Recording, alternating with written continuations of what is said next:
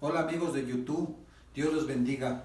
Hoy vamos a seguir en esta importante meditación de la palabra de Dios. Todo de acuerdo conforme a la palabra de Dios. Vamos a desmascarar los errores y la mentira de esta doctrina trinitaria. Parte 3. Habíamos hablado de que Dios es espíritu y los que le adoran en espíritu, tales adoradores busca el Padre que le adore. Jesucristo mismo lo dijo cuando habló con la samaritana en el pozo de Jacob, dijo, mas la hora viene, mas la hora es, que los verdaderos adoradores adorarán al Padre en espíritu y en verdad. ¿Sí? Podemos también encontrar la cita que le hace Pablo en la epístola a Timoteo, capítulo 2, versículo 5, dice, porque solo hay un Dios y un solo mediador entre Dios y los hombres, Jesucristo hombre. ¿Sí? Si la palabra de Dios dice así, nos está indicando de que existe un solo Dios y un solo mediador. Pero ¿por dónde queda el Espíritu Santo? Pues el Espíritu Santo, como habíamos dicho, es la esencia misma o la sustancia de lo que Dios es. Dios es Espíritu y Dios es Santo. Podemos ver los efectos de Dios cuando Dios quemó a la ciudad de Sodoma y Gomorra, mandó fuego, azufre, ¿sí? Vimos el efecto de Dios, vimos cómo se incendió la ciudad, las ciudades vecinas, Sodoma y Gomorra, como escarnio y como temor de Dios para que aquellos pecadores y gente mala tenía que ser exterminada. De ellos salió, la Biblia dice, Job y sus 2 hijas pudieron salvarse del horrendo castigo que cayó sobre las ciudades vecinas, sobre Sodoma y Gomorra. Vimos el efecto de Dios, vimos que Dios es fuego consumidor y consumió a esas ciudades. ¿Sí? Dios le libró de la mano de que caiga sobre ellos también el peso de Dios, la injusticia, sobre todo la maldad. El pecado no podía caer sobre un hombre justo, que era Lot, que creía también como Abraham, su tío Abraham. Vemos los efectos de Dios, vemos que Dios es luz, vemos el efecto de Dios, pero no vemos al actor que da esos efectos, que es el Espíritu Santo. ¿Sí? La Biblia dice, como les había dicho, que la Virgen María fue concebida, ¿sí?, por obra y gracia del Espíritu Santo. Si fue concebida por obra y gracia del Espíritu Santo, nos está indicando de que el Espíritu Santo es el papá. ¿O será que tiene 2 papás? Porque ahora los trinitarios o la iglesia trinitaria lo que dicen es que esa es la tercera persona. Que Dios tiene funciones como que fuera un administrador. El Dios Padre tenía unas funciones cuando estaba en el Antiguo Pacto. El Hijo tenía otra función que vino en el Nuevo Testamento, en el Evangelio. Y el Espíritu Santo, que es el Consolador, que es la tercera función. Así le hacen a Dios como que fuera un administrador. El mismo Dios que habló con Abraham, el mismo Dios que habló con los profetas, ese mismo Dios es el que se ha manifestado y se sigue manifestando. Y en los postreros días, como dice en el libro de Hebreos capítulo 1, se manifestó por medio de ¿quién? ¿Por medio de quién habló? Por medio del Hijo. Por eso Él era Emmanuel, Dios con nosotros. Claro, Dios manifiesto en ¿quién? En la persona de Jesucristo. Dios no es una persona, pero Dios es persona, o Dios se personificó ¿en quién? En su Hijo Jesucristo. Por eso Felipe dijo, muéstranos al Padre y nos basta, Maestro. ¿Cuánto tiempo he estado con ustedes, Felipe, y no me han visto? El que me ha visto a mí, ha visto al Padre. Es lógico. ¿Por qué? Porque Él era la imagen visible de Dios. Dios es invisible, pero quien era visible, quien en Dios se visibilizaba, era en su Hijo Jesucristo. Vamos un momento a la palabra de Dios, al libro de Hebreos, capítulo 5, versículo 7, para que podamos fortalecer lo que estamos hablando aquí. Porque no son mis argumentos, es lo que dice la palabra de Dios. Todo lo que he dicho en estos videos y doy estos mensajes a través de estas meditaciones, todo es con la palabra de Dios. Yo no tengo revistas, no tengo nada de esas cosas. Solo le pido al Señor que Él sea quien hable.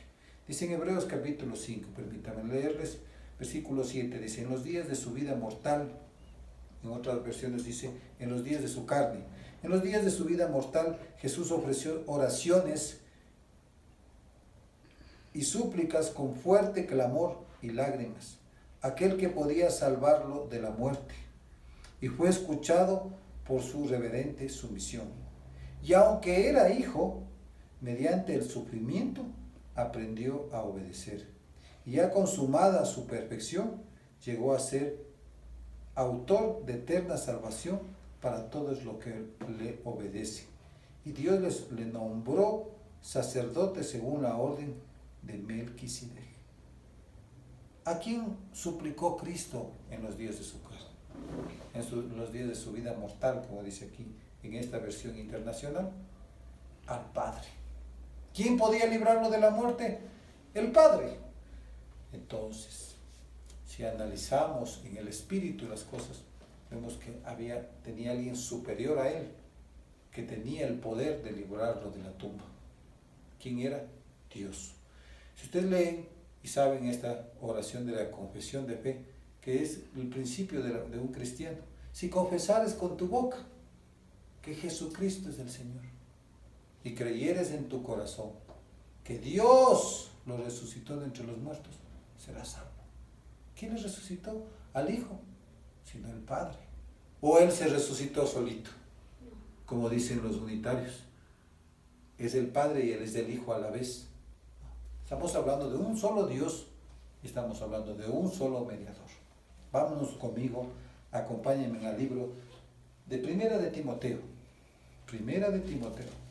Carta que le enseña el mismo apóstol Pablo a su hijo espiritual Timoteo. Capítulo 2, versículo 5. Voy a leer un poquito más adelante. Dice, pues Él quiere que todos sean salvos. ¿Quién quiere que sean todos salvos? Nuestro Dios. Y lleguen a conocer la verdad. Porque hay un solo Dios y un solo mediador entre Dios y los hombres. Jesucristo, hombre. Quien dio su vida en rescate por todos. Y este testimonio Dios lo ha dado a su debido tiempo. Y proclamarlo heraldo y apóstol. Digo la verdad y no miento. Dios me hizo maestro de los gentiles para enseñarles la verdadera fe. Siempre hablando claramente a Timoteo de que insista en la doctrina de la verdad, que no se aparte de la sana enseñanza, que no se aparte de la verdad de la palabra. Le dice, yo no miento, este es el Evangelio. Un solo Dios y su mediador entre Dios y los hombres, nuestro Señor Jesucristo. Ahora, Jesucristo ya fue glorificado, está en el trono. Dios estableció su reino. ¿En quién? En su Hijo Jesucristo. ¿Quién es el heredero de todo? Su Hijo Jesucristo. Pero todo ¿para quién es? ¿Para quién es la gloria? Sino para el único Dios verdadero. Todo lo que se hizo, los propósitos y lo que vino Jesucristo a esta tierra en rescate de todos nosotros, es para la gloria del Padre. Leamos un momento lo que dice en el libro de Filipenses. Filipenses capítulo 2, lo dice. Filipenses capítulo 2. Vamos a leerlo aquí con la palabra de Dios. Vamos a leerlo. Hechos, Gálatas, Efesios, Filipenses capítulo 2 dice. Vamos a leer desde el 10, dice. Para que ante el nombre de Jesús se doble toda rodilla, los que están en los cielos, en la tierra y debajo de la tierra. Y toda lengua confiese que Jesucristo es el Señor, para gloria de Dios Padre. ¿A quién es la gloria? A Dios Padre. Si yo confieso que Jesucristo es mi Salvador, si tú, hermano, hermana, amigo, confiesas que Jesucristo es el Señor de tu vida y que sin Jesucristo tú no puedes llegar al Padre, tú lo confiesas que Jesucristo es el Señor y lo haces para la gloria del Padre, para que Dios sea glorificado, porque la gloria solamente es para Dios. La Biblia dice, yo no entrego ni comparto mi gloria ni mi alabanza con nadie, ni con ningún ídolo, ni con nadie. Porque yo soy el único Dios. Yo juro por mí mismo. Al jurar por sí mismo es porque no hay otro fuera de él. A la gloria es para el Dios eterno, para nuestro Padre, que también es nuestro Padre. Por eso ustedes han escuchado la doctrina de los testigos de Jehová. Ellos creen que Dios es uno, que Jehová es uno. Ese apodo que hemos hablado, o ese sobrenombre que lo ponen, pero le dicen a Dios como que solo como el creador. No, Dios es nuestro Padre también, porque a nosotros aceptar al mediador, a su Hijo Jesucristo, a nuestro hermano mayor, Dios dice la palabra que ha hecho muchos hombres, ha hecho que sean hijos también de Dios. Seamos adoptados, nos dio la potestad de ser llamados también hijos de Dios, pero el unigénito de Dios, el que vino acá, fue su Hijo Jesucristo. ¿Sí? Es el Evangelio de la palabra de Dios. Este es el Evangelio de la palabra de Dios. Jesucristo es el mediador entre Dios y los hombres. Ahora, Jesucristo en el trono es la imagen misma visible de lo que Dios es. Cuando Jesucristo estaba y le reprendió al endemoniado, salieron los demonios y le dijeron: ¿acaso no te conocemos? ¿Que tú eres el santo de Dios? Y les mandó a callar y les mandó a los cerdos, a sus demonios. ¿Sí? Decían que era legión y todo eso. Dios, él sabían que era el santo de Dios, el Hijo de Dios, ¿sí? El que estaba Dios visible en su Hijo Jesucristo. Por eso está claro, dice, que la cabeza del hombre es Cristo, y la cabeza de Cristo es Dios. Es decir, la cabeza de quién es la cabeza de Cristo, Dios eterno. Y la cabeza de todos los hombres, nuestro Señor Jesucristo, porque Él nos llevó al Padre.